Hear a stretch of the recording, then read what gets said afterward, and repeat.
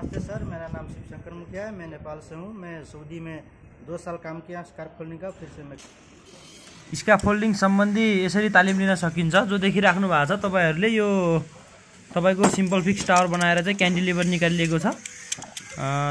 यसरी चाहिँ हामीले स्कार्फ फोल्डिङ सम्बन्धी तालिम दिने गरिरहेका छौं। तपाईहरु पनि यस्तै किसिमको तालिमहरु सिक्न चाहनुहुन्छ अथवा वैदेशिक रोजगारका लागि चाहिँ एउटा प्लेटफर्म तयार पार्न चाहनुहुन्छ भने हामीलाई सम्पर्क गर्न सक्नुहुनेछ।